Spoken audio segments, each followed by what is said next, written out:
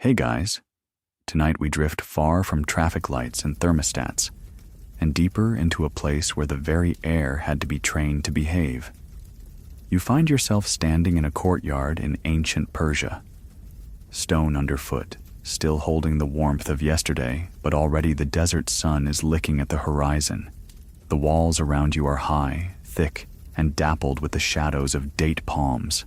Above, sky so blue it borders on absurd. Below, a stillness that's almost reverent. No AC unit hums. No electric fan spins. And yet, despite the heat climbing the walls like a cat, it's oddly cool here. That's not a fluke. It's not luck. It's architecture playing chess with the sun. So, before you get comfortable, take a moment to like the video and subscribe, but only if you genuinely enjoy what I do here. And I'd love to know where you're listening from and what time it is for you right now. Now, dim the lights, maybe turn on a fan for that soft background hum, and let's ease into tonight's journey together. You're in a house made centuries ago, in what we now call Iran, but once stretched through empires under names like Achaemenid, Parthian, Sasanian.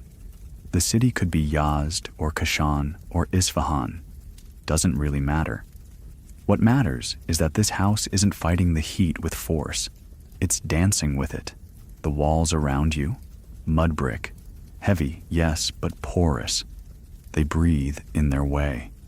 Absorb the day's heat, hold it in, and then release it slowly when the night gets greedy. Their color, somewhere between honey and dust, wasn't chosen for flair. Pale walls reflect sunlight. Dark ones trap it. That alone could be the difference between baking and surviving. A small door opens off the courtyard. You step through and into a hallway cool enough to feel like another season. The ceiling's lower.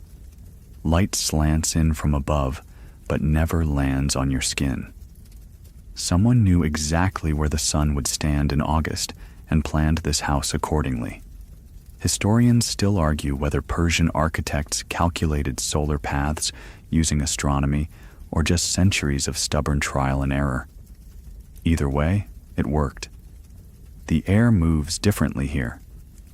You're not sure why yet. It just does.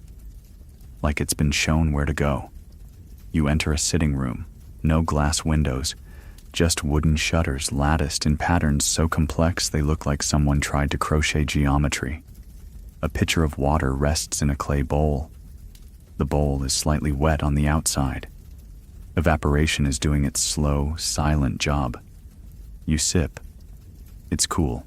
Not fridge cold, but surprisingly fresh. That's how people here thought of luxury. Not frozen perfection, but a balance, an agreement between you and the world not to push too hard. On one wall, faded tile work, turquoise, cobalt, the kind of blue that makes you breathe slower just looking at it.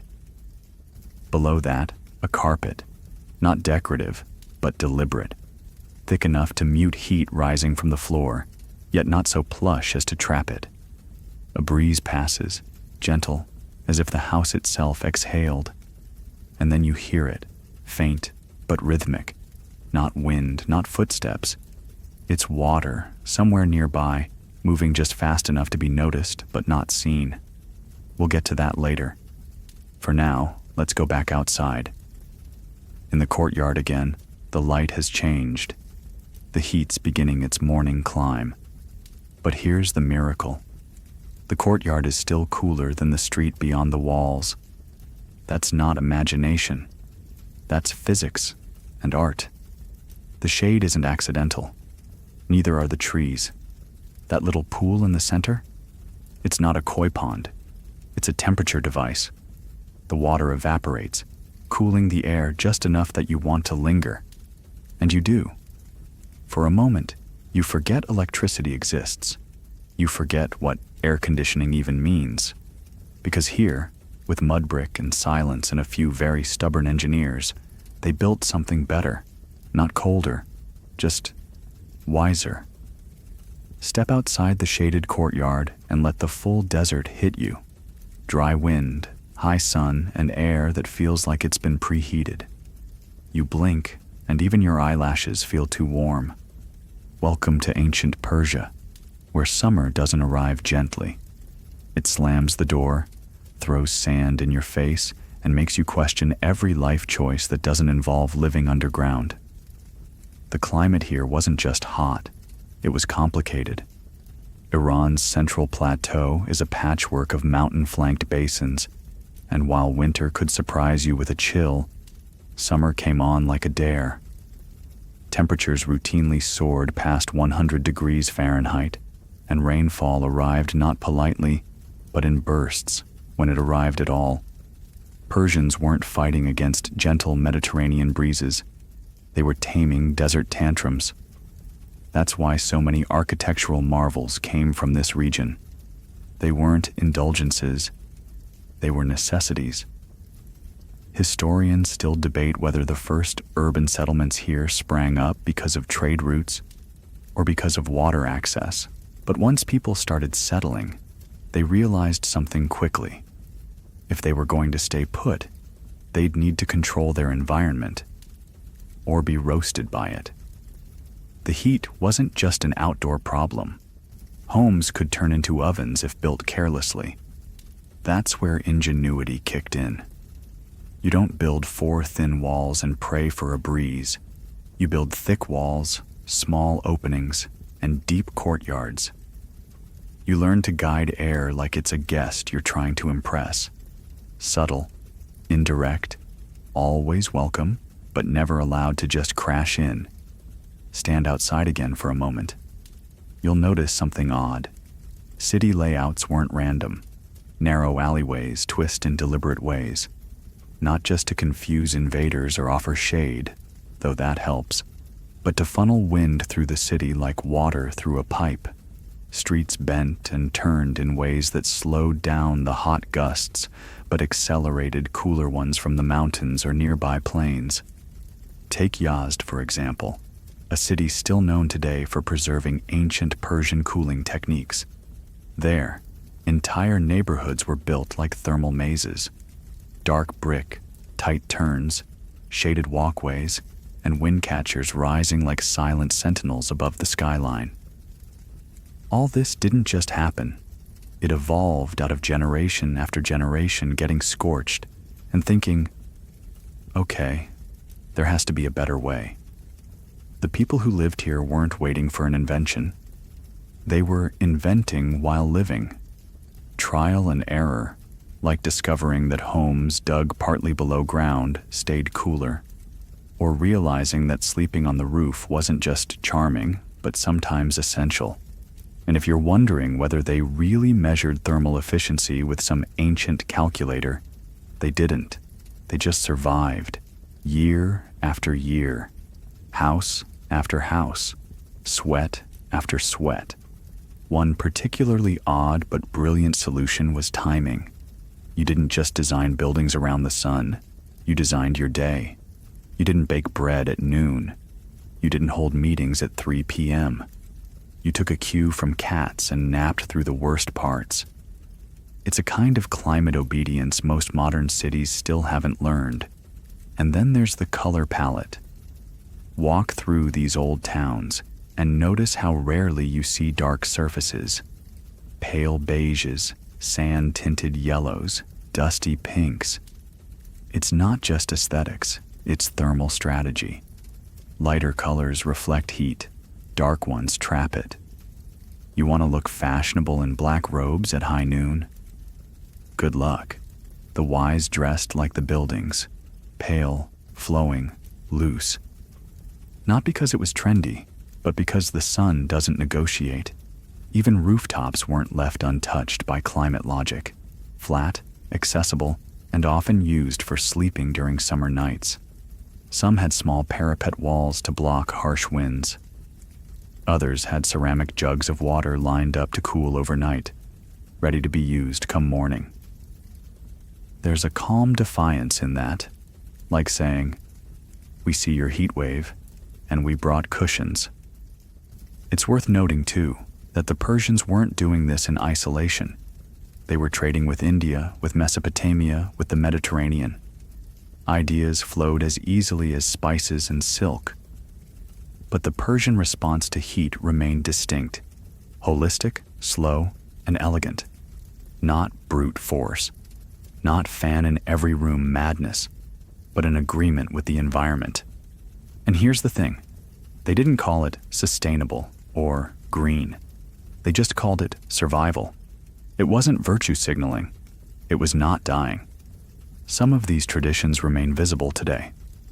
Others have been swallowed by modernization, like asphalt roads replacing wind-friendly alleys or glass skyscrapers trapping more sun than they deflect. But if you listen closely, in a courtyard, near a mud wall, under a clay dome, you can still hear the logic whispering. Coolness doesn't have to shout. Step back inside, away from the heat-drenched alleyways, and into a room that feels engineered, not by machines, but by centuries of stubborn, sun-scorched logic. Look closely. These aren't just mud brick walls. They're layers of function masquerading as form. What you're walking into isn't just a home, it's a strategy. Let's start with the mud brick. Simple, right? A little clay, a little straw, left to bake under that unforgiving Persian sun. But simple doesn't mean stupid. Mud brick, or kesht, wasn't chosen because it was cheap, though that helped. It was chosen because it worked. Each brick was a thermal sponge, absorbing heat during the day and releasing it at night. Not too fast, not too slow. Like a good storyteller, it held the heat just long enough to keep the chill at bay after sunset. And the walls, thick. You could lie sideways inside one and still not touch both ends, some over 3 feet deep. Historians still debate whether this was more about temperature control or structural stability. The consensus? Probably both. But when your home can double as a thermal battery and withstand a dust storm, you don't ask too many questions. Now look up. That curved ceiling isn't just for style points. It's part of the game.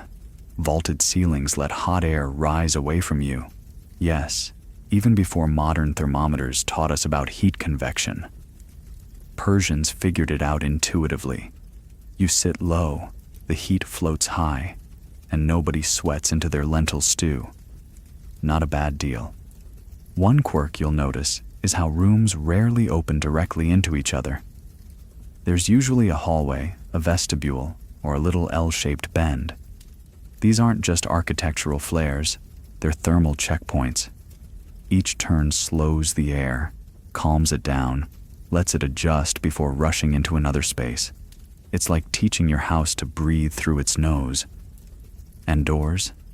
Not gaping rectangles, but short, narrow, often with little step-ups or drop-downs.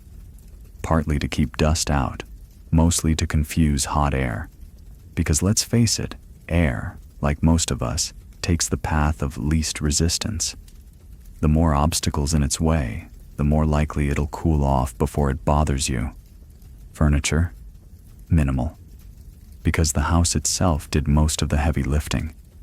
Thick carpets for floor insulation. Clay jugs placed near breezeways to cool water. Low platforms for sitting, sometimes even built into the wall. Nothing wasted, nothing without purpose. You didn't have decor in the modern sense. You had tools that looked good while doing their job. In winter, those same thick walls and strategic curves worked in reverse, trapping heat inside when the nights got bitter. Some rooms even had sunken seating pits, tucked, where families could sit, eat, and nap in a cocoon of warm air, rising off a small brazier. Remember, in a desert climate, survival isn't about fighting the environment. It's about predicting its next move.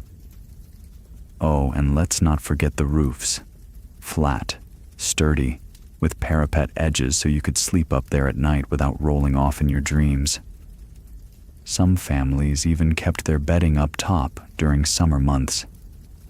It became a second living room, open to the stars, but far enough from the scorching earth to feel like a reprieve. If you've never fallen asleep under a Persian sky wrapped in linen, the wind whispering secrets from a distant mountain, well, you've missed something soft and oddly profound. Historians still argue whether the spatial intelligence of these homes was a result of centralized planning or just the accumulated wisdom of masons who listened better than they talked. Probably both. The blueprints weren't drawn with CAD software. They were learned on rooftops and under stairwells, passed from calloused hand to calloused hand. Even sound mattered. Thick adobe muffled noise. Small fountains trickled on purpose. Rooms were arranged to center around courtyards, not just for airflow, but for acoustics. No echo, no shouting. You didn't need a podcast to fall asleep. Your home came preloaded with burbling water and the gentle slap of laundry drying in a breeze. And the irony? It all came from dirt, clay and straw and water.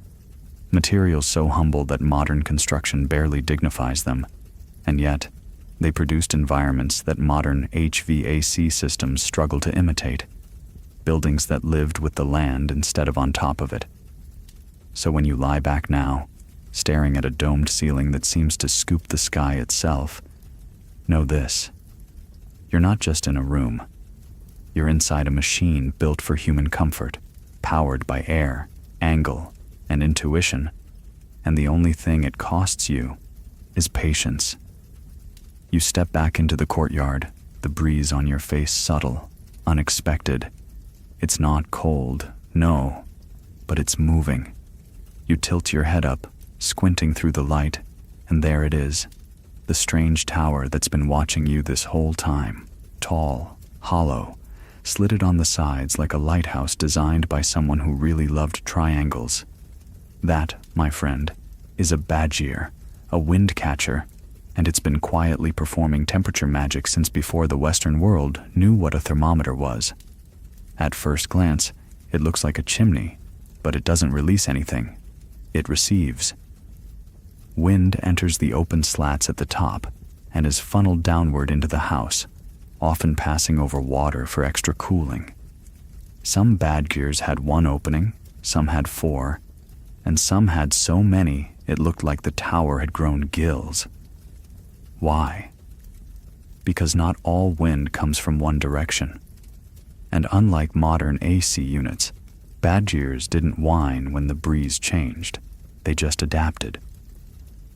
Historians still argue whether the technology was Persian in origin or borrowed from even earlier Mesopotamian experiments with vertical air shafts.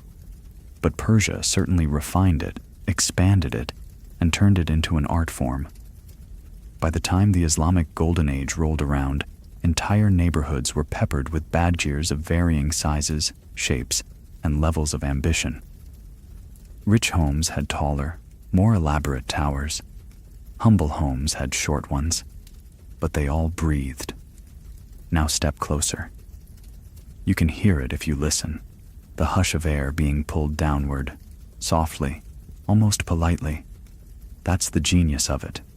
No motors, no fans, just air pressure, physics, and a little architectural poetry. When the wind outside was hot, the badger worked in reverse. It vented the rising indoor heat up and out, like a slow exhale. One fringe theory even suggests that some builders added saltwater basins beneath the shafts, claiming it cooled the air faster, though no physical evidence has confirmed this.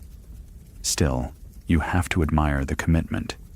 They were trying everything short of installing a popsicle stick wall unit. Step inside again, this time into a room directly beneath the wind catcher's vertical channel.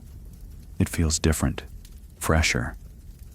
The air brushes past your skin like a cat that doesn't want to admit it likes you.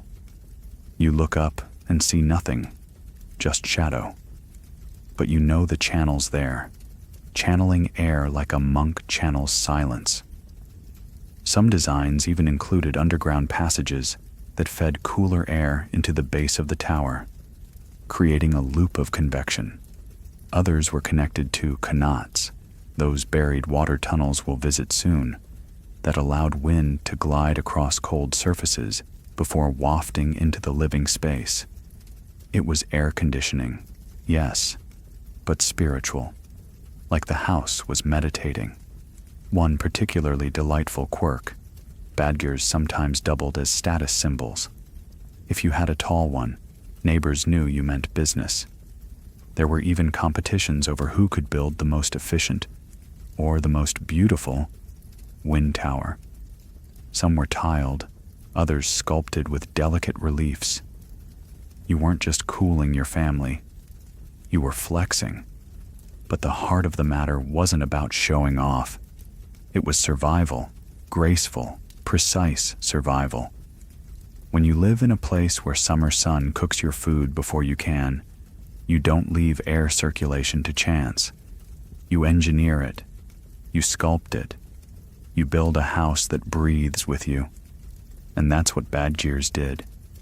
They took the invisible, chaotic mess that is wind and turned it into a house guest. Predictable, manageable, pleasant. Sit a while longer beneath that tower. Watch the way your hair shifts gently, how the folds of a hanging curtain ripple like lazy waves.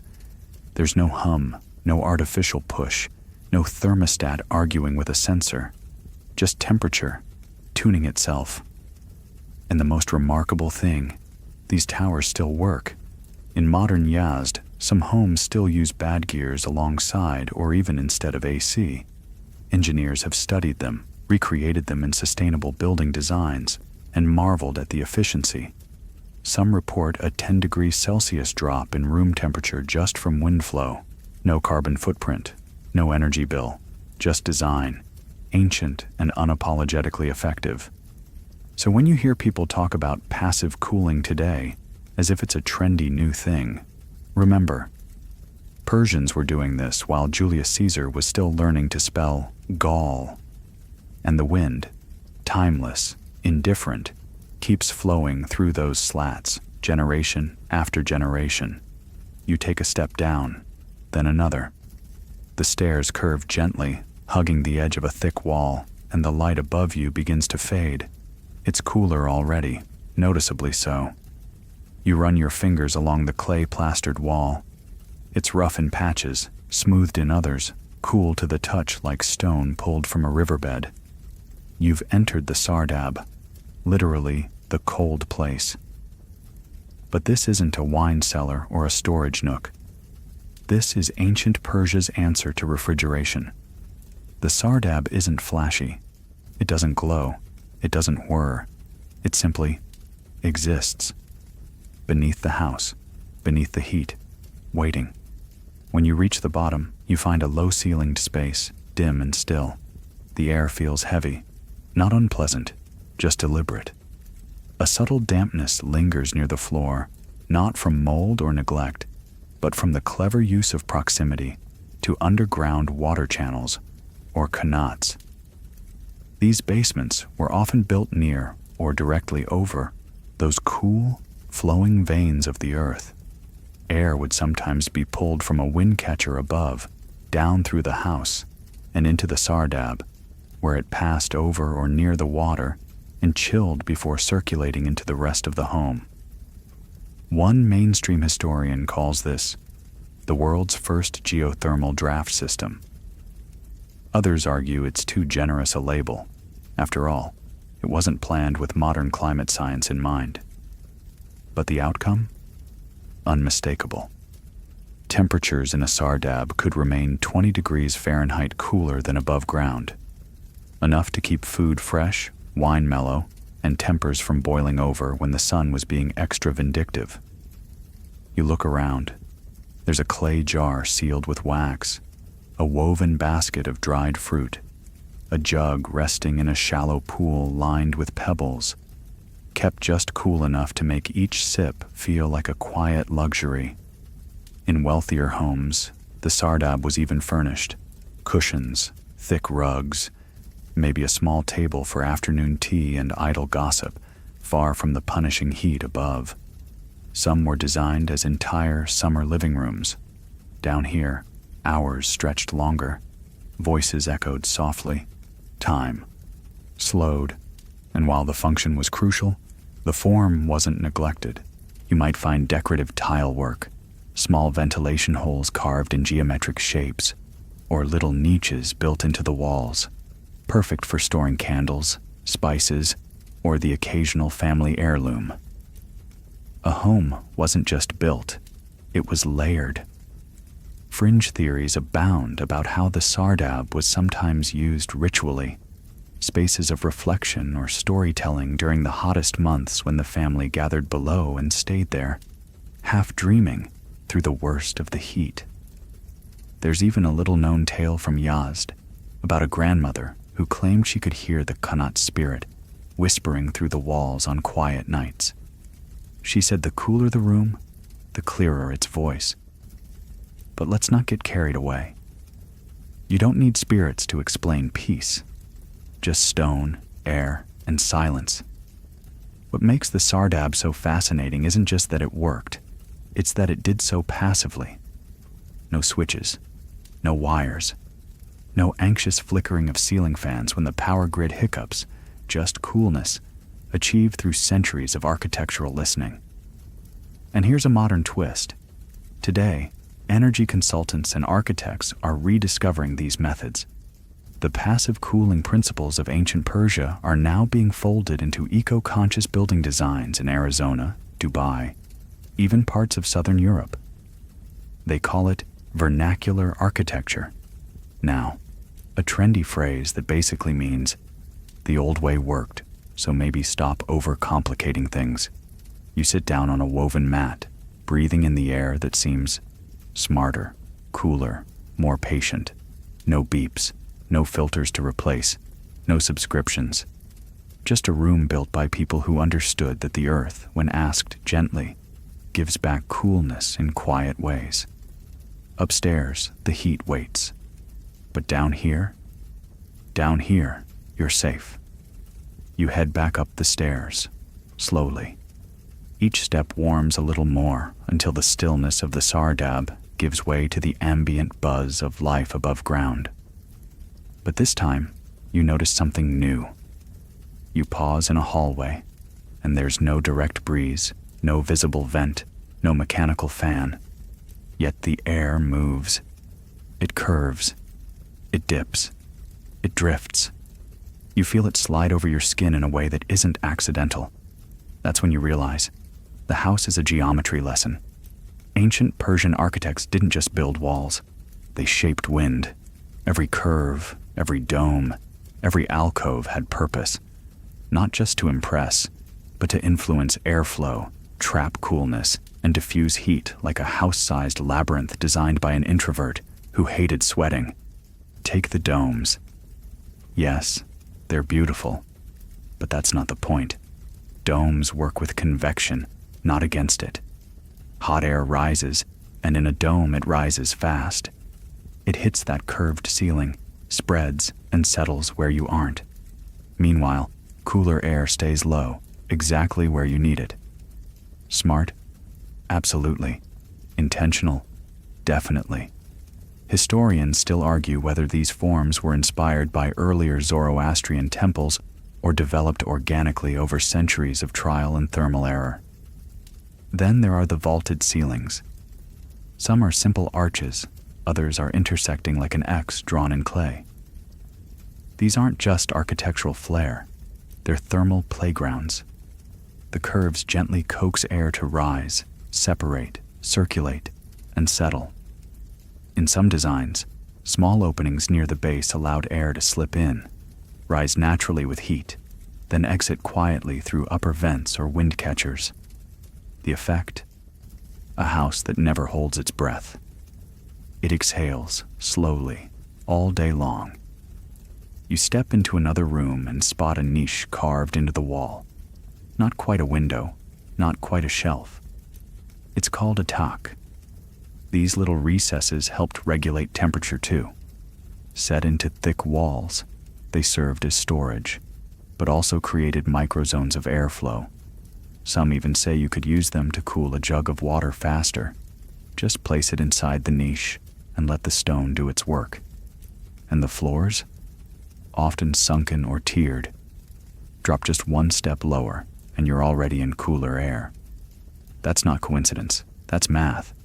Warm air hovers, cool air pools. The lower the floor, the fresher the breath. Even staircases were considered.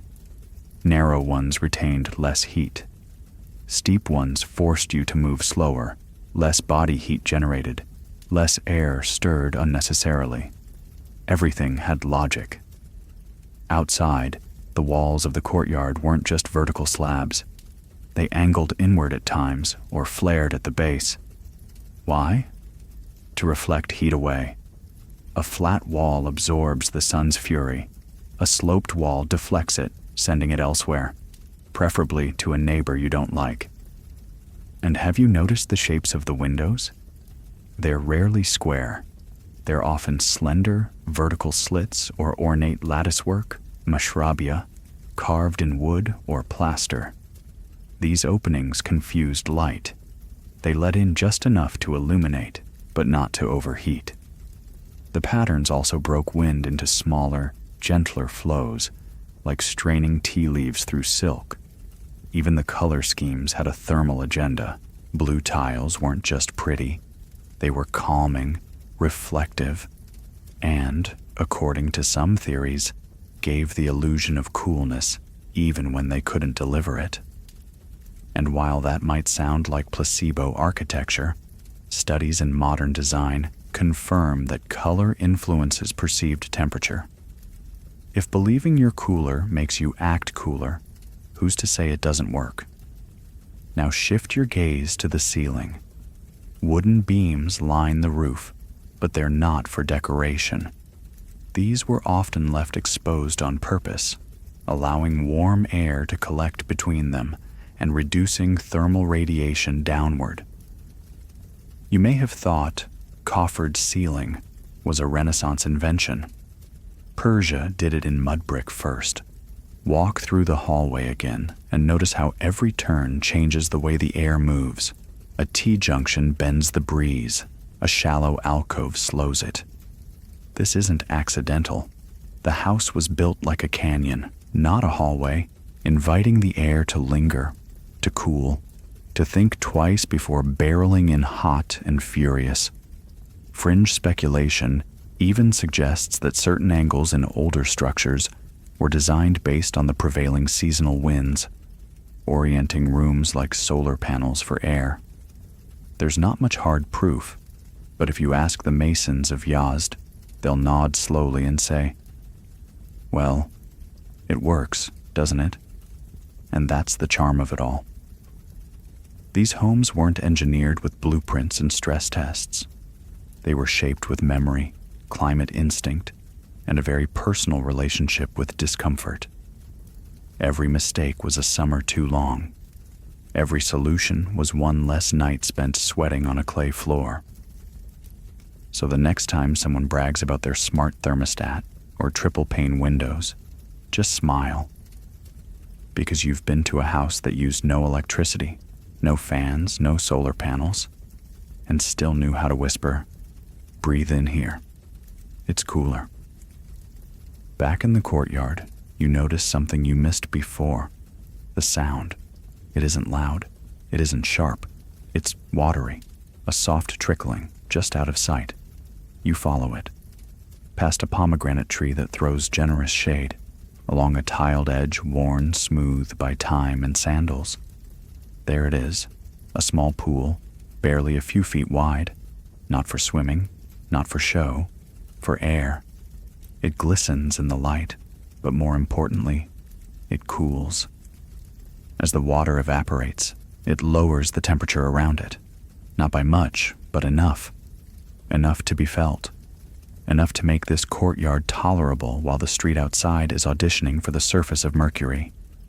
These pools, often called hows, weren't decorative afterthoughts. They were central features, placed exactly where airflow would pass over them. Hot air picks up moisture, drops in temperature, and slips indoors like a polite guest bringing its own breeze. Historians still argue whether these pools were ever used for bathing. Some say yes, others insist that's wishful modern projection. But everyone agrees they worked like quiet thermal engines. Now look closer at the plants. They're not random. There's a method to the madness. A grapevine curls around the wooden beams above, offering filtered light through leaves. Jasmine by the walls adds not just scent, but subtle humidity. Fig trees angle their broad leaves to block the harshest rays. Even the clay pots they sit in are part of the strategy. Wet their outsides, and they help cool the air further. This is where form and function intertwine so closely that you can't tell them apart. The garden isn't just pretty, it's climate infrastructure. You sit on a low bench under an awning and let the breeze pass. It's changed, softer, slightly cooler. That's because it just danced across the water. That's because it wound through leaves that filtered dust and added shade. The whole courtyard acts like a lung. It inhales heat. It exhales comfort. Even sound matters here. The trickle of the pool, the rustle of vines, the occasional chirp of a bird perched on a mud brick ledge. These sounds weren't recorded or curated.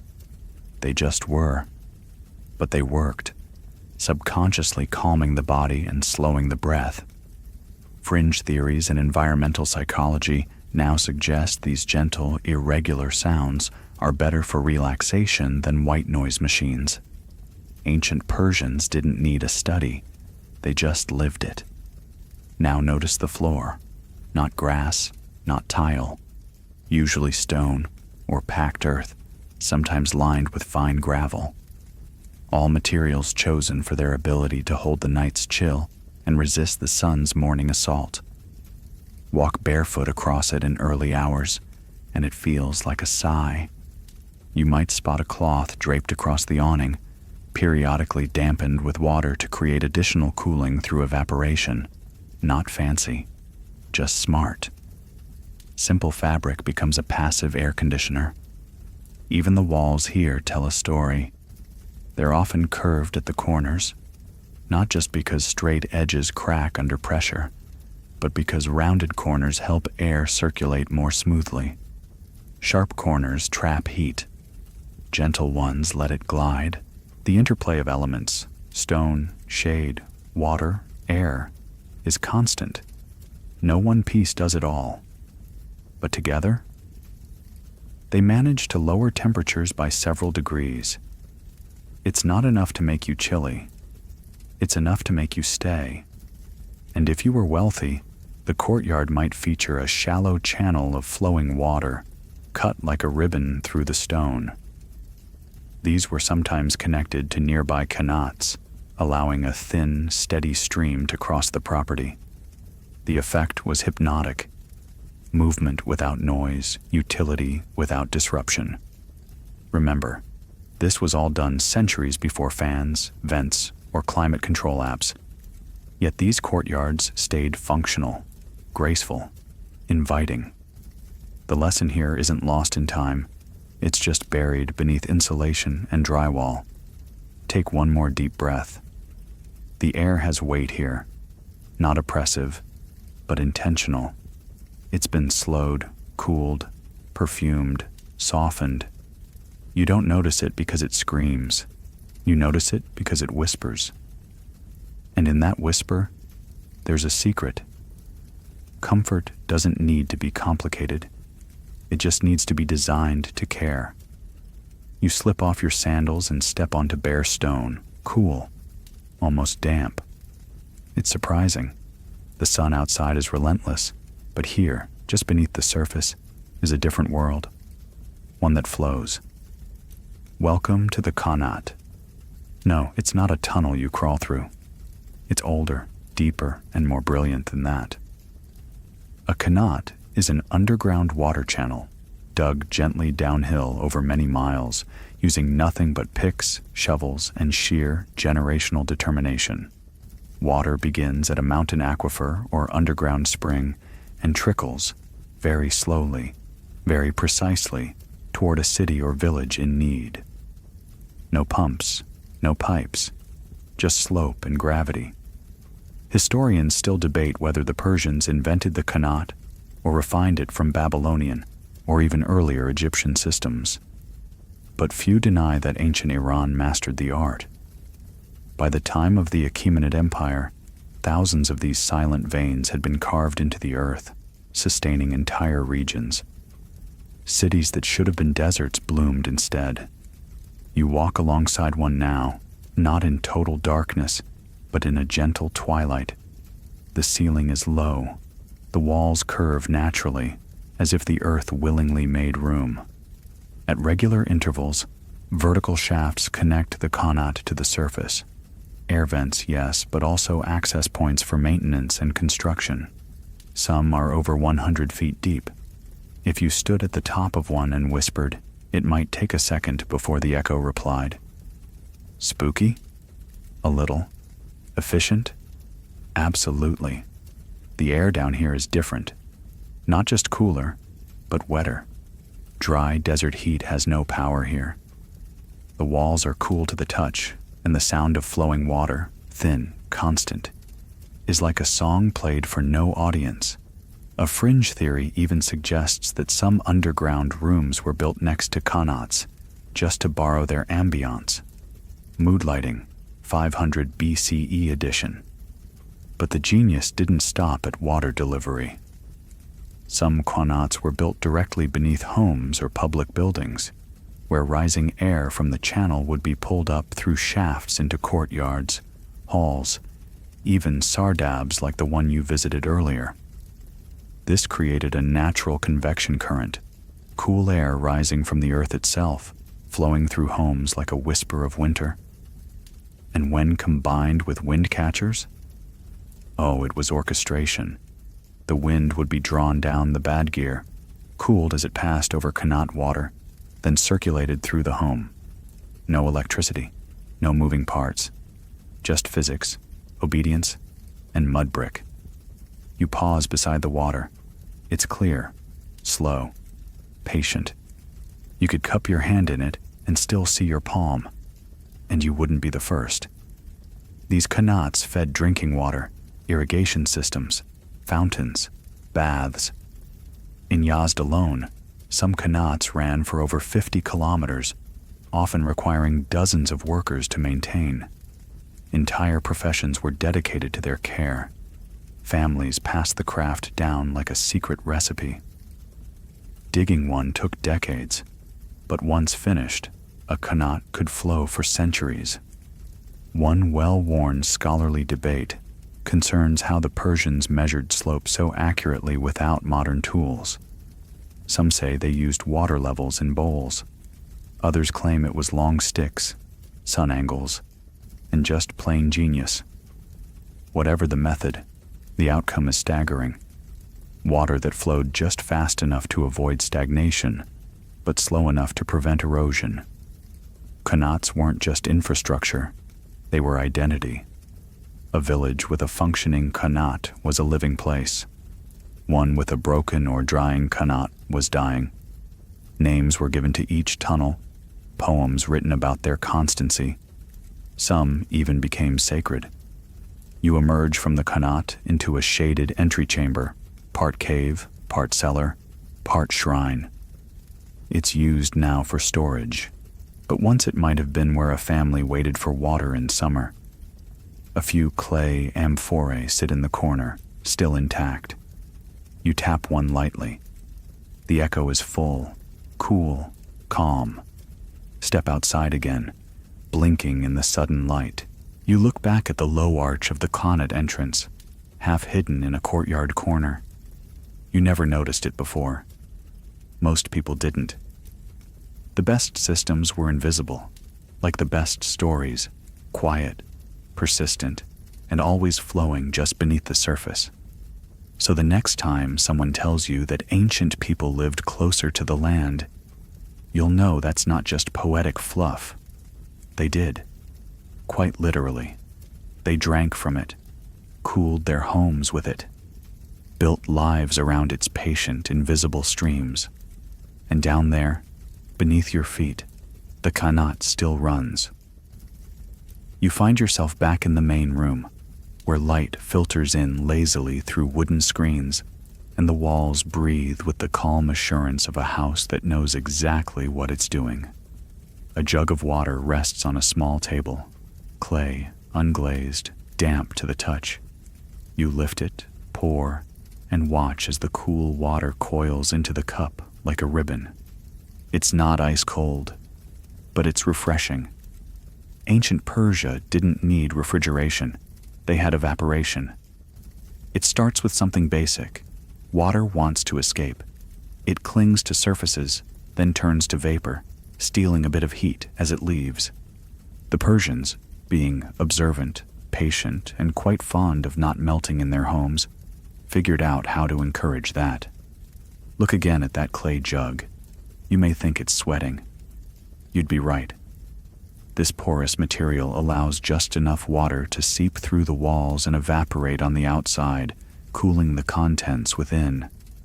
They're called zir, and they've been doing their job since before your ancestors figured out how to grill meat on purpose.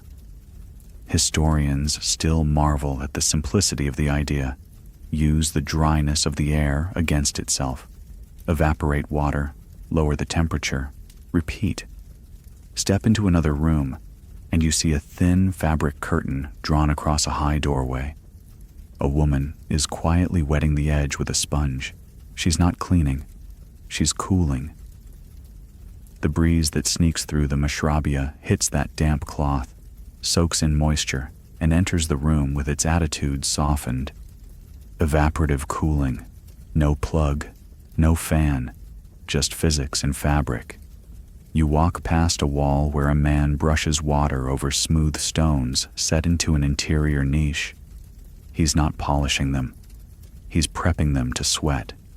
As the stones dry, they pull heat from the air like little thermal sponges. Fringe theories even suggest that large ceramic jars were sometimes left outside to cool via evaporation, then brought inside to radiate that chill through a room. It's speculative, but the idea fits the pattern. Use what you have, make it work harder, make it invisible. And the floors, remember those? Stone, brick, sometimes even just compacted earth. If you wet them at dawn before the sun crests the wall, they'll stay cool longer. Just a thin sheen of water, swept across with a rag or palm frond. It doesn't look like much, but in the right architecture, a cooled floor turns an entire room into a refuge. Some houses even had shallow basins carved directly into the wall, filled with water and shaded from the sun. The air would drift past them, soak up a little chill, and carry it quietly through the house. In some larger homes, cloth was hung from the ceiling, kept damp with a wick that drew water from a small pot below. The result? A homemade air filter and soft air cooler in one, without a single electric part. Historians still argue whether these methods were known collectively or discovered in pieces shared between regions over centuries. There's no one textbook from 500 BCE that lays it all out. But clearly, people understood the power of water in motion, even when that motion was leaving. You lean against a wall, and even the wall feels involved. Its surface holds a trace of last night's cool, mixed with today's damp air. And unlike modern drywall, it doesn't insulate you from the world. It negotiates with it. Slowly, patiently. And then there's the roof. You climb a narrow stairwell, ducking under low lintels meant to trap heat, and reach the rooftop. A jug sits in a corner, beads of water collecting on its surface. Not from condensation, but from effort. It's been dampened, shaded, left to do what clay does best. These jugs, sometimes full of water, sometimes empty, were placed where breezes were strongest, used to cool not just the air but the space itself. Families would gather around them at sunset, letting the evening air mingle with moisture as they talked, ate, or simply sat. You do the same. It's not complicated, it's not glamorous, it's just peace. The air smells of dust and jasmine and something like dry stone. A bird hops from a ledge nearby. The city glows in the fading light, heat retreating like a scolded cat. And it strikes you, again, just how much the ancients did with so little. No plastics, no plugs, just clay, cloth, wind, and patience, and a quiet, sweating jug. The rooftop is quiet now. The air is still warm, but no longer menacing. It moves slowly, like it's forgotten what hurry feels like.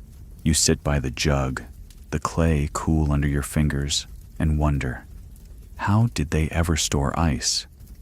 Because here's the thing, they did. Ancient Persians didn't just survive the heat, they challenged it. And they built giant domes to prove it. Welcome to the Yakchal.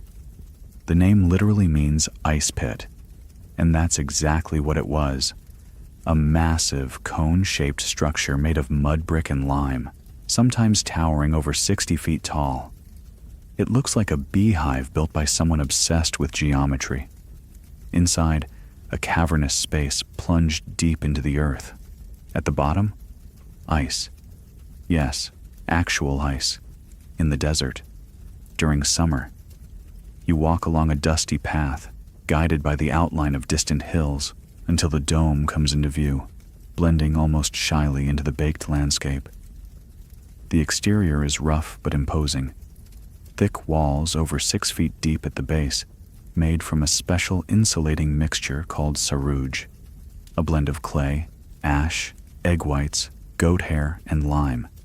It resisted heat, moisture, even earthquakes. Not bad for a recipe that sounds like the world's worst smoothie. Inside, the temperature drops instantly. You can feel it with every step. The air grows dense, heavier. Your breath slows. You step onto packed earth, then descend into the pit via a sloped ramp. Light filters in through a narrow shaft above, but it doesn't touch the ice. No windows, no sun, just cold, preserved in silence. But how did they get the ice in there in the first place? Well, they made it.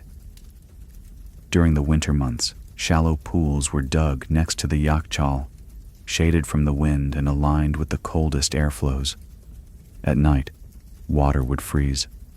The next morning, it was carefully broken into blocks and hauled, by hand, by cart, by mule, into the ice pit, layer upon layer, insulated with straw or ash, left to last until the summer.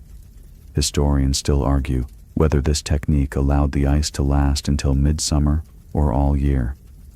Some sources suggest that wealthy families used it well into the hottest months, offering guests chilled drinks as a show of both status and engineering prowess. Others are skeptical, but even the most cautious scholars agree. The Yakchal worked far longer than logic should allow.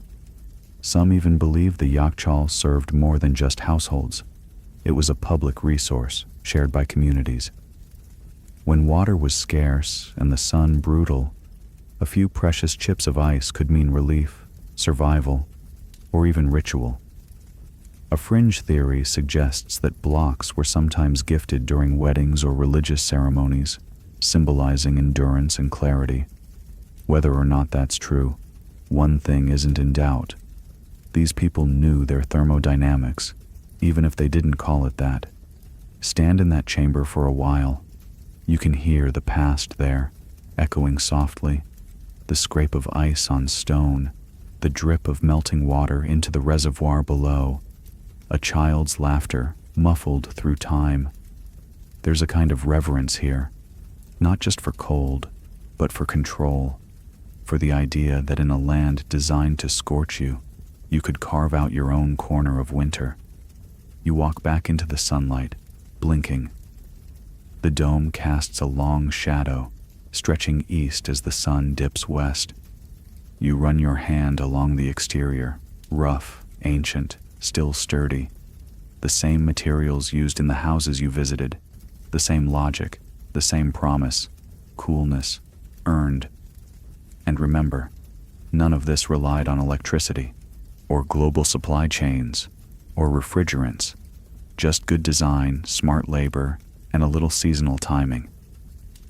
As the evening breeze picks up, you think about your own freezer back home. It hums, it vibrates, it leaks water at the worst times. And yet, it's never once made you feel like you were beating the sun. But this dome, this feels like a victory. Quiet, mud brick, massive, and very, very cold. The stars are out now, but the house isn't asleep. Not really. It just shifts. Evening in ancient Persia wasn't a time to retreat indoors. It was a time to reclaim comfort. You follow the faint clinking of dishes and soft murmur of voices into a side chamber. No torches blaze, no braziers crackle. A single oil lamp glows in the corner, casting long, liquid shadows across thick carpets and sleepy smiles. Dinner is long gone. Now it's the quiet stretch of night where people sit, recline, talk if they want to, or not. The heat has receded. The walls are finally giving back the warmth they stored during the day, but gently now. You settle onto a floor cushion, legs outstretched, the fabric cool beneath your fingertips. A breeze flirts with the curtain. You don't need entertainment. This is it. Daily life here wasn't just shaped by cooling strategies. It revolved around them. When to cook, when to clean, when to nap. Everything danced around the sun's temper. Morning was active, focused. Midday? Survival. Work paused, conversations hushed. And by late afternoon, life resumed its stretch again, this time toward the rooftops. Families took their meals in the shaded courtyard, or up on the roof, where the last of the sun's rays barely clung to the parapets. Small clay stoves, tannier, were used carefully and sparingly. You didn't fire up heat unless it was absolutely necessary. Most meals were stews or chilled dishes made earlier, stored in the sardab or cooled by Qanat water. Yogurt with cucumber, flatbread folded like paper, dates that tasted like sunlight if sunlight were syrup. Sleeping, too, was dictated by heat. During high summer, beds moved, sometimes to the courtyard, often to the roof. A woven mat, a rolled mattress, and the sky. Imagine it, a family under the stars, scattered like lazy commas across a flat rooftop, whispering stories or swatting the occasional mosquito with something between affection and annoyance. And yes, it worked. The breeze was steady, having passed over irrigated fields or Qanat-fed gardens. The walls held the heat inside them, not around you. You weren't fighting the environment. You were flowing with it. Even children knew the rhythms. Play in the morning. Hide in the shade after noon. Learn to nap.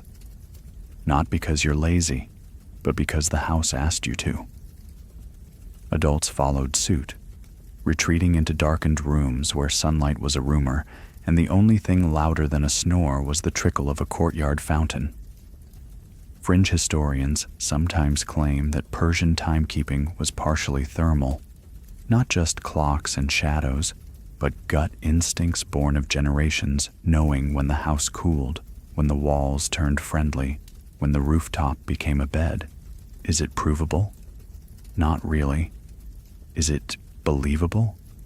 Entirely. One room had a raised platform where older family members sat in the evenings. The platform allowed for more airflow around the body and lifted them off the slowly warming floor. There was even a small chest of woven fans, not battery-powered, just hand-woven leaves. They weren't for emergencies. They were for moments when the breeze got shy. And those carpets you're sitting on? Not just decoration. They insulate, yes, but they also channel air. Walk across them, and the movement helps stir just enough current. Pull one back, and you might find smooth stone beneath, cooler, waiting for the next nap. In some homes, the summer carpet was swapped for a lighter one made of jute or rush, more breathable. Design didn't stop at walls, it crept right into your sleep schedule. You stretch out on the mat, listening to the quiet.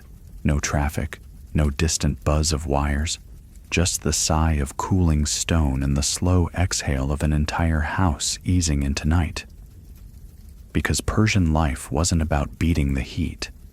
It was about acknowledging it, learning its moods, moving with its rhythms, making peace with the sun instead of war. You're not hiding from the world, you're harmonizing with it. And tonight, the tune is slow, soft, and just a little cooler than you expected. The sun isn't back yet, but the house is already preparing. Dawn in ancient Persia wasn't loud, it wasn't hurried, it was a quiet reset, orchestrated by architecture that always seemed one step ahead of the weather. You rise slowly from the rooftop, stretch, and notice the windows. Or rather, the lack of them, not in the modern sense. No panes of glass, no sweeping vistas framed by minimalist trim. Here, windows were more suggestion than statement, narrow, angled, and almost always shaded. You walk past one now, nothing more than a slit in the thick mud brick, shaped to let in the breeze and keep out the light.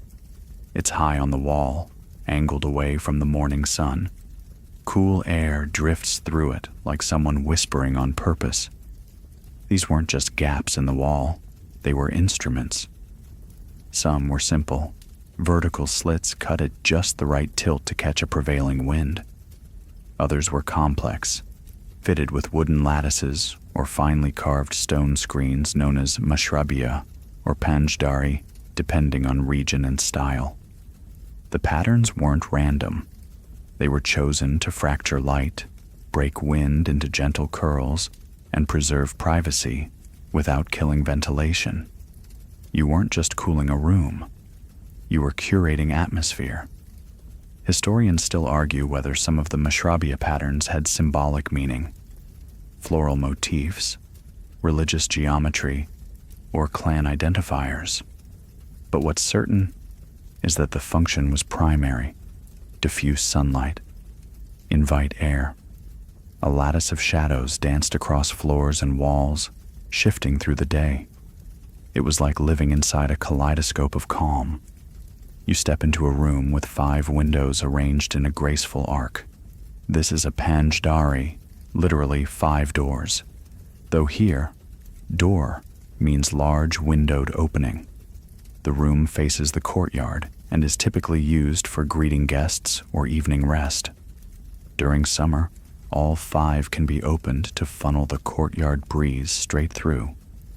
You can stand in the middle and feel air from 2 directions whisper across your skin, like old friends crossing paths. There's a technique here called cross-ventilation, but no one called it that back then. They just knew. Don't block the air. Redirect it. Never open everything at once. Too much wind and dust. Just the right combination of slits and screens, always angled toward cool and away from sun. And then there are the seasonal shutters. In colder months, thick wooden panels seal the windows tight, sometimes with built-in grooves for layering fabric or oiled parchment. In summer, they're removed or pivoted to let breath into the house. In some wealthier homes, window recesses were lined with tile or polished plaster to enhance brightness without needing wide openings. Reflect light without letting heat follow it in. Now that's clever. Even the placement of windows within rooms mattered. South-facing walls, rarely pierced. East-facing, only high and narrow. North-facing, absolutely. The northern winds brought cooler air, so those walls became portals. Small, strategic, full of promise. Step into a stairwell, and you'll find what looks like a careless gap near the ceiling. It's not. That's a thermal vent, designed to release rising hot air. Sometimes paired with a small shutter below, it creates a soft vertical draft. Heat exits, cool enters. No batteries, just geometry. One fringe theory posits that families kept journals of seasonal airflow, recording which windows to open in which months for optimal comfort. There's no physical evidence of these books, but the idea itself reveals something important. Living here meant listening. You didn't master the house, you partnered with it. Children were taught which shutters to latch first when the day turned hot. Grandparents knew when to unroll a mat in front of the west wall to block evening glare. No one shouted, no one rushed. The heat came. The house responded. So did you. And unlike modern windows, flat panes that invite light like moths to a flame, these ancient apertures told the sun, "You're welcome here," but not all at once. You pause by one now. The breeze slides through a mashrabia screen, kissing your cheek before vanishing into shadow. Outside, the city stirs. You don't hear traffic. You hear a rooster, a vendor setting down dates, the first splash of water in a courtyard basin. The window was never just about seeing out. It was about letting the world in, gently. You duck beneath a low archway and step into a side room. Not grand, not ceremonial, just human. The kind of room where people sat cross-legged, shared sweet tea, and didn't pretend the heat wasn't part of their day. But something about it feels different. Not the structure. It's still the same baked clay, thick walls, and simple geometry. It's the stuff, the objects, and how they work together. Cooling wasn't just baked into architecture. It was woven into daily life, literally. Take the carpet beneath your feet. In summer, it's swapped out for something lighter. Finer weaves, made of cotton or reed, let more air reach the floor. Some families even stored their thick wool rugs in the sardab for the hot months, replacing them with breathable mats that didn't trap heat. You step across it now and feel the texture. Soft, yes, but also cool. Not from magic, from planning. Curtains, not the heavy pleated ones you might expect. Here, they're sheer, sometimes dampened at the base, hung not just to block light, but to shape airflow. A breeze filters through one now, fluttering like a sigh. The fabric glistens slightly. Someone's taken a palmful of water and brushed it along the edge. Evaporation at work again. Small effort, subtle result. There's a cushion against the wall, not overstuffed, not upholstered in velvet. It's low, firm, designed for posture and airflow. Sit too long on a thick pillow and you sweat. Sit here and you breathe. The cover is linen, light, dry, simple to wash. In many homes, even cushions had seasonal covers, rotated like wardrobes. Summer had its own texture. You walk past a woven fan, flat, palm frond, hand-operated. It leans in the corner like it knows its moment will come again. No buzzing, no batteries. Just movement. When the air stalled, you gave it a nudge. It obeyed. Now glance at the ceiling. A curious fixture dangles. Long cords, a disc made from reeds or cane. A punka in some regions. Suspended from beams, it could be pulled gently back and forth to stir the air without rushing it. In wealthier homes, children or servants would take turns pulling the string, rhythmically, like a swing that never lifted. Fringe accounts even suggest that people fell asleep under a punka, not because it cooled so drastically, but because its motion was so predictable. And here's a jug. Tall, narrow, made of brass. It's nestled in a shallow bowl filled with sand. The sand? Damp. The jug? Chilled. Evaporation again, but turned into an art form. Some containers had double walls, one layer clay, the other metal. Between them, air or water, creating a primitive but highly effective thermal buffer. These were cooling devices disguised as household decor. Even clothing joined the conspiracy. You brush against a robe hanging from a hook. Light cotton, loose-fitting, pale in color. Everything about it says, "Don't fight the heat. Let it pass through you." In summer, sleeves were wider, belts looser. People moved differently, not lazily, but economically. No frantic gestures, no rushing about. You breathe slower when the house does too. Historians still debate whether these practices were taught formally or simply absorbed through childhood. Don't sit by the west wall after noon. Wet the cloth before you hang it. Always open the north-facing slit first. These weren't commandments, they were habits. Generation after generation, learned by osmosis. And it wasn't just indoors. Some families stored clay pots of water in niches along the outer wall, shaded by a woven screen. The pots were tilted just slightly so that each time someone drew water, a new layer of dampness coated the outside. Air passed over it. The result? A breeze that tasted like evening. You sit again, this time on a low bench by the window. It's not fancy. Just wood, sanded smooth, set high enough to catch passing air and low enough to avoid rising heat.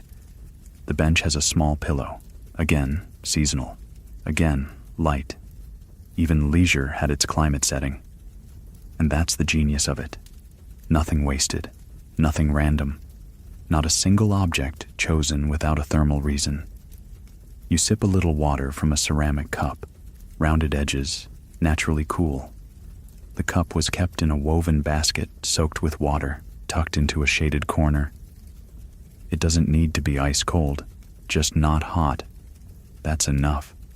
And maybe that's the point. The Persian house didn't promise perfection.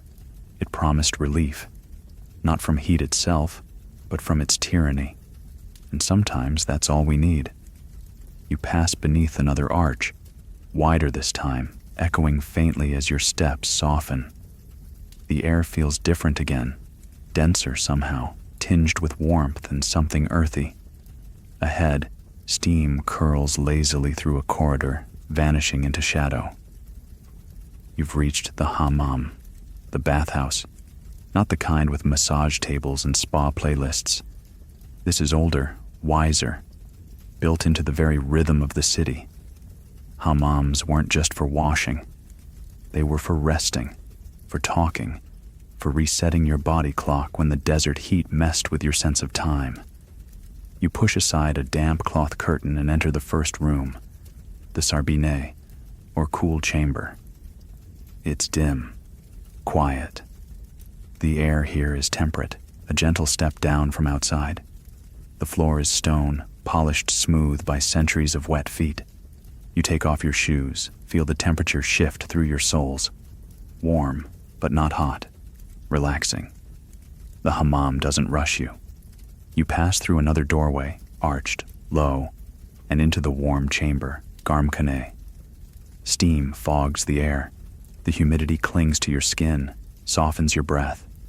The ceiling above you rises into a dome, pierced with small glass insets, like stars set into clay. They let in diffuse light, but not heat, just a dreamy kind of glow. The floor is heated from below, through ancient underfloor channels known as hypocausts, borrowed and improved upon from Roman engineering. These tunnels carry warm air and steam, circulating slowly. Some historians believe that Persian innovations allowed for greater control of the heat. Hot spots for soaking muscles, cool corners for resting. In a side niche, a man scoops water from a stone basin, pours it slowly over his shoulders. The sound is musical, metered.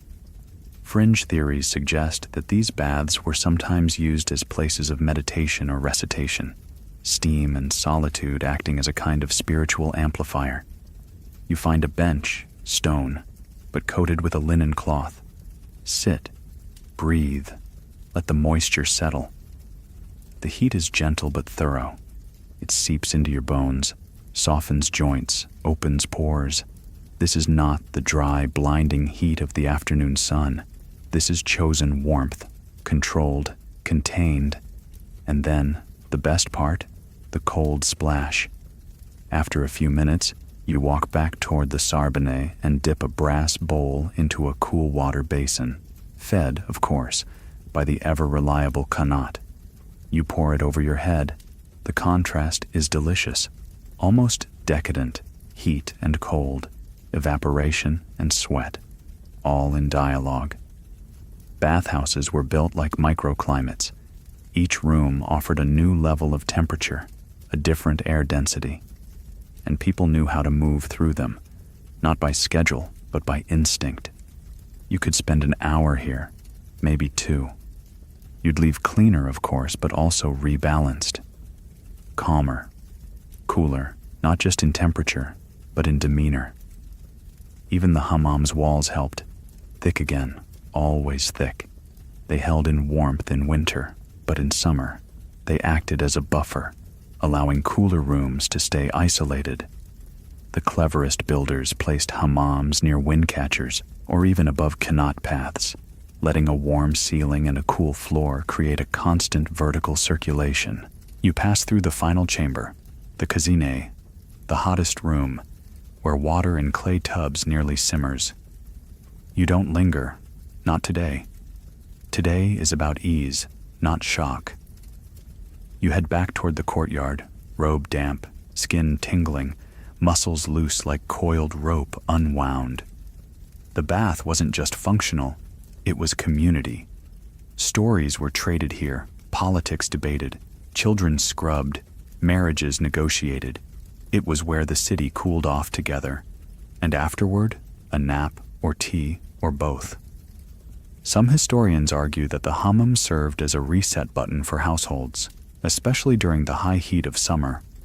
Regular visits helped regulate body temperature, encouraged hydration, and, perhaps most importantly, forced people to slow down. And that's something the Persians knew instinctively. If the sun's going to roast the land, you don't race it. You outlast it.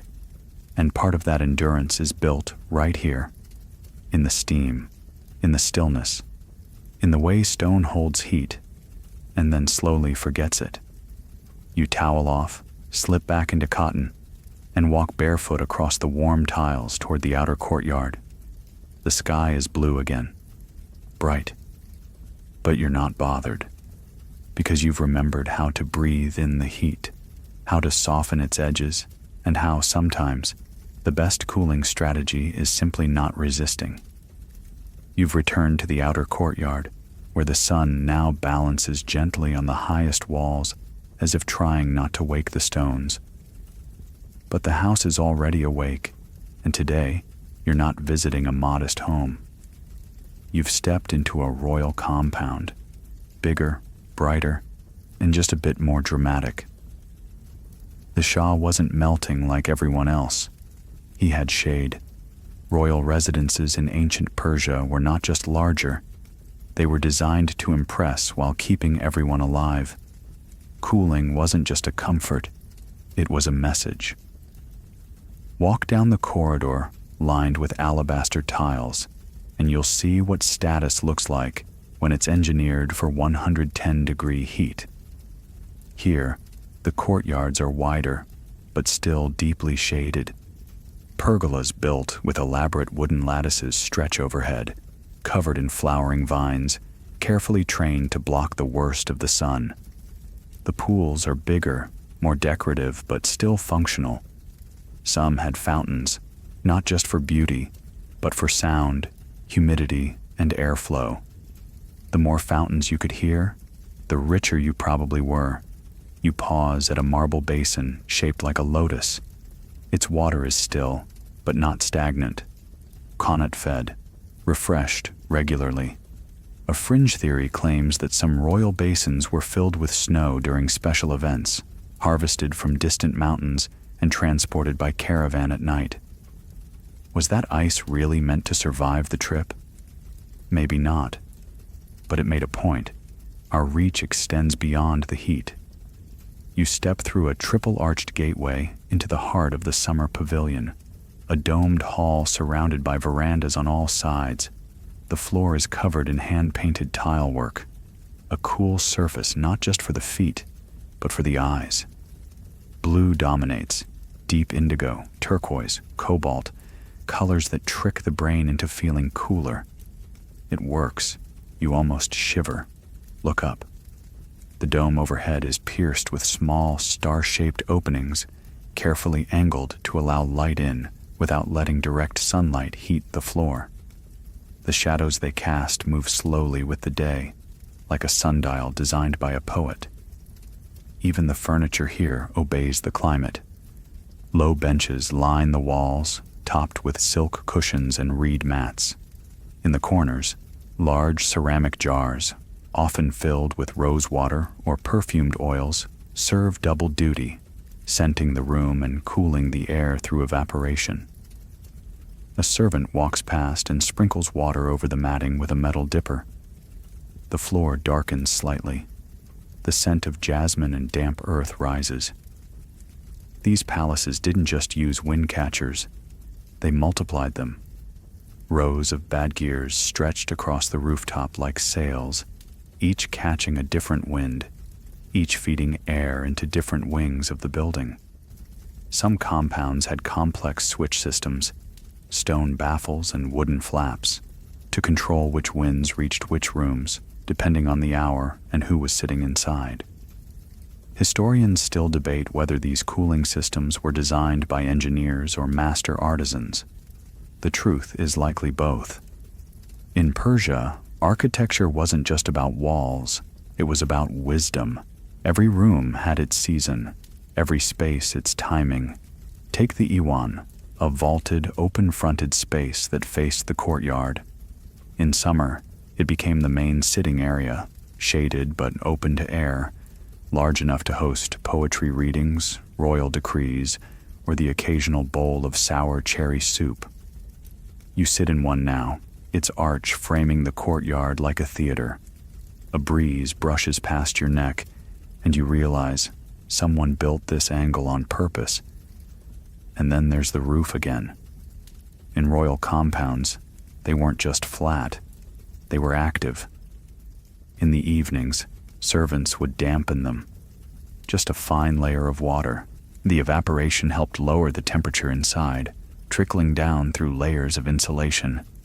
The Shah might never notice, but he'd sleep a little easier. Even the layout of rooms showed thermal hierarchy. The harem, the private quarters, was placed at the northernmost side, shaded from direct sun most of the day. Administrative rooms faced the heat, while sleeping chambers avoided it entirely. Guests were offered cool fruit, chilled drinks, and a seat on the side that always seemed to catch a breeze. This wasn't accident.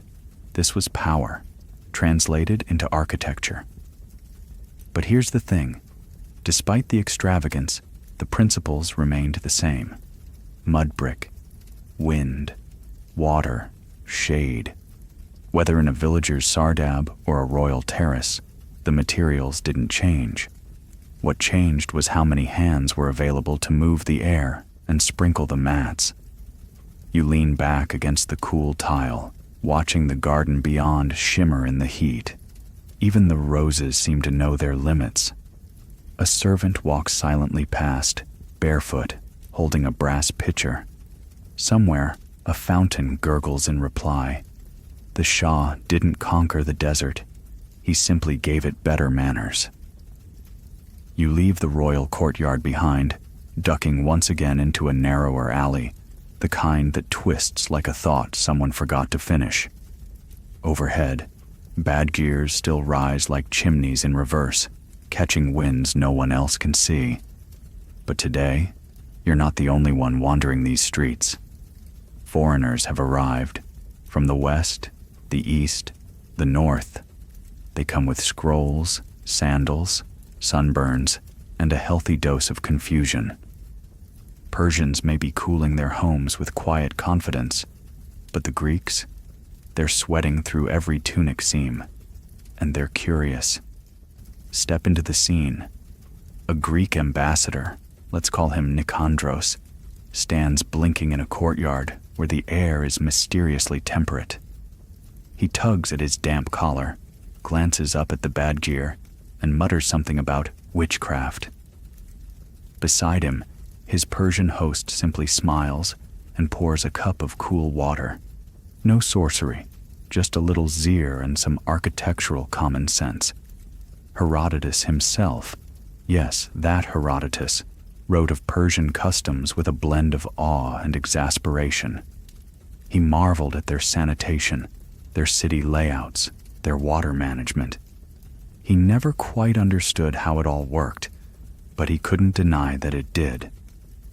As the Islamic caliphates expanded, Arab architects and scholars picked up Persian techniques like travelers gathering seeds. They adopted qanats, refined wind catchers, and integrated these cooling systems into mosques and madrasas from Baghdad to Cairo. One fringe theory even suggests that some early mosque courtyards in North Africa were modeled directly on Persian residential layouts. Open air, water-centered, shaded on all sides. Fast forward to the 17th century.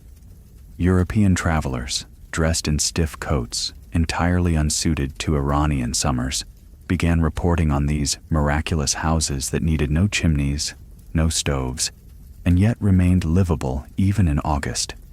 Some sketched Badgirs in their journals. Others dismissed them as regional quirks. But the smart ones took notes. You pass a 19th century British officer standing awkwardly in the corner of a sardab, fanning himself with a notebook. He can't believe the basement is cooler than his London townhouse in winter. His guide explains how air flows from the qanat, up through the shaft, across the wet cloth stretched over the doorway, and into the sitting room. The officer writes it all down, then promptly forgets it when he returns to Britain, where building houses like shoeboxes with fireplaces was still considered proper. But not everyone forgot. French architects visiting Iran in the early 20th century began experimenting with passive ventilation systems. Some even modeled Mediterranean villas after Persian courtyard homes, thick walls, tiled roofs, central water features. It wasn't mainstream, but it whispered a message across the continent. Maybe the ancients weren't just guessing. And now the echo comes back stronger.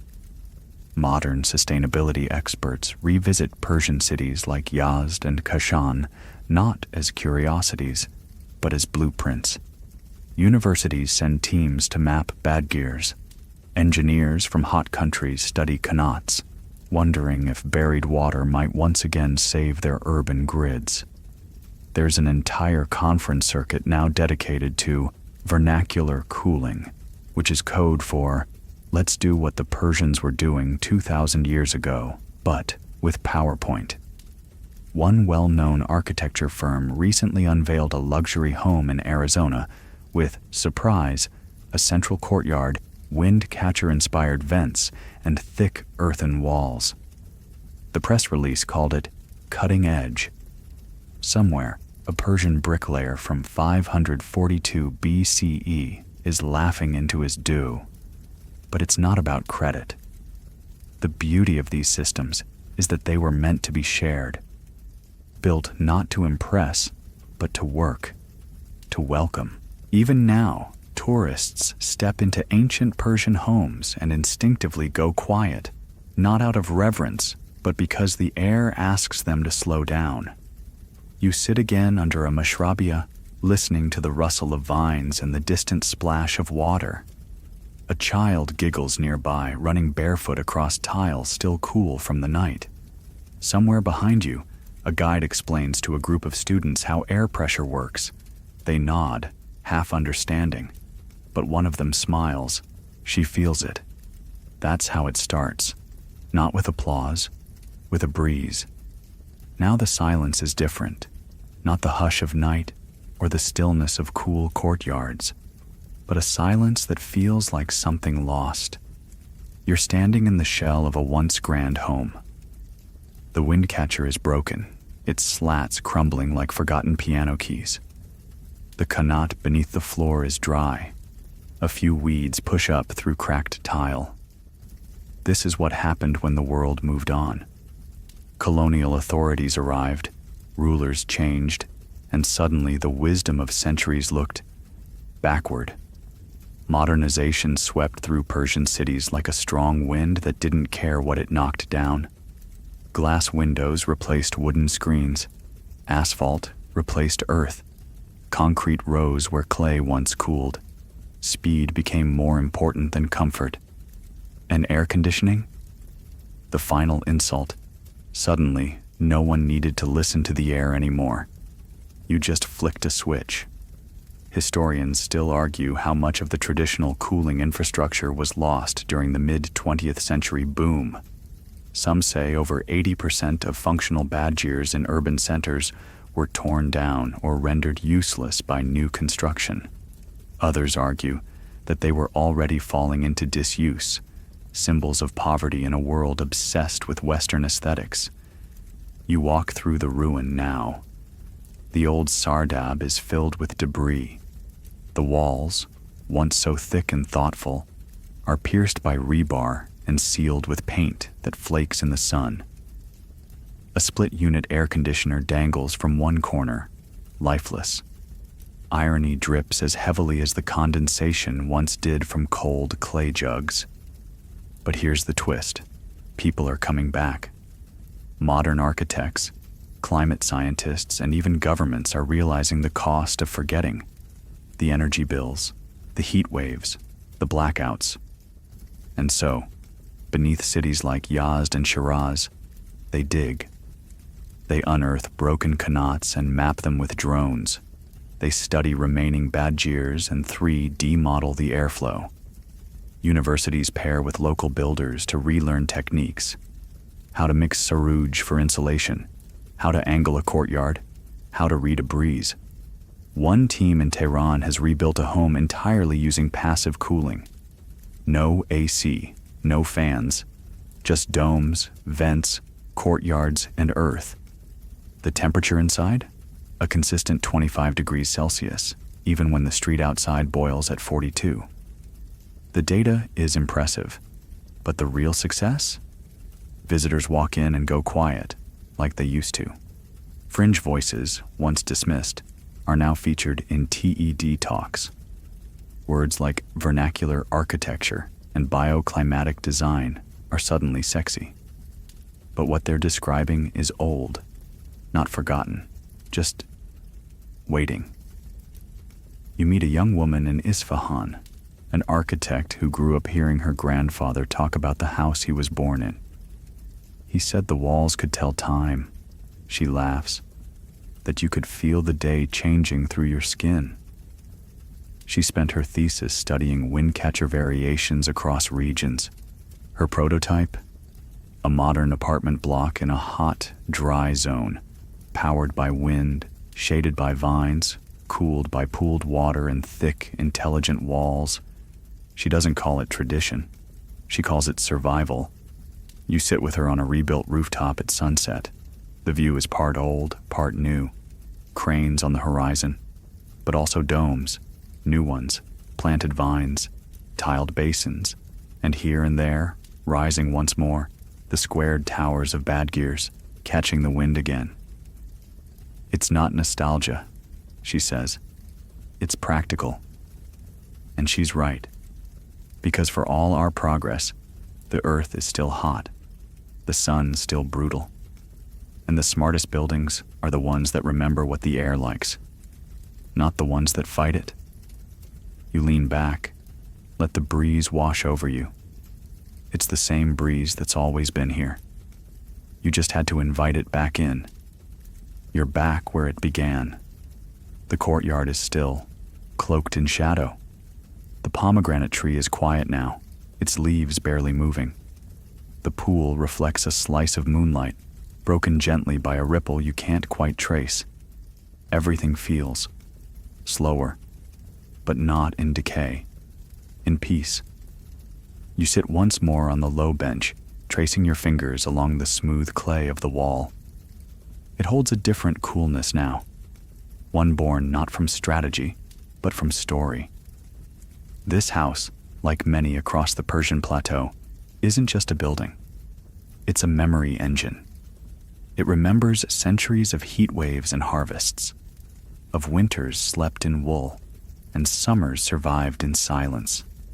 The air moves around you, not with purpose, but with habit, as if the walls still know how to guide it, even when no one is looking. There's a whisper from the bad gear above, faint, steady. You don't need to see it. You just know it's working, not hard, not loud, but working, drawing in the night air, swirling it through the rooms, gently brushing aside the last of the day's warmth. It's not cooling you, it's cradling you.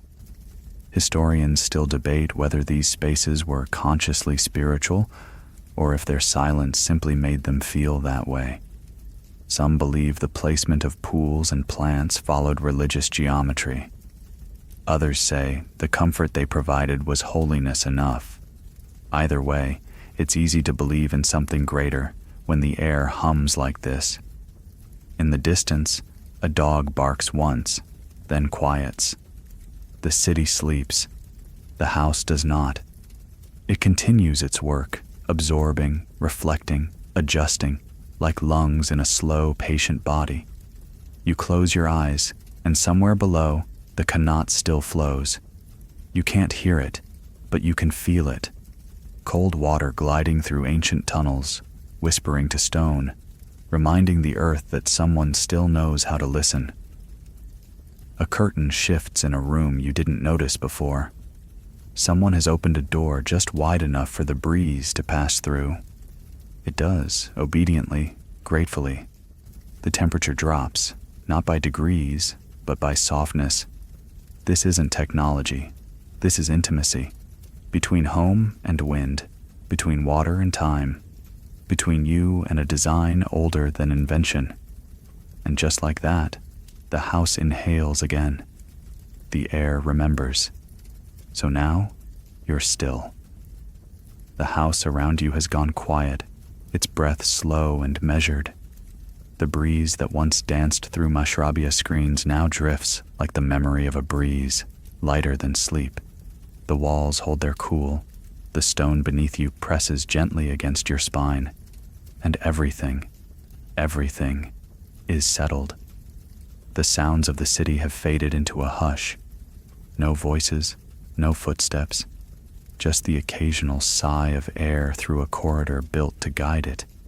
You can almost feel the footsteps of those who lived here before, fanning the cloth, watering the vines, dipping a hand into the basin just to watch the ripples run. The wind catcher still stands above you, its hollow heart open to the night, not demanding wind, but waiting for it with patience that only stone can teach. Below, the Qanat flows, and even though you'll never see it tonight, you know it's there, like a promise, like a thread woven through the earth to keep everything connected. You're not in ancient Persia anymore, but some part of it still holds you.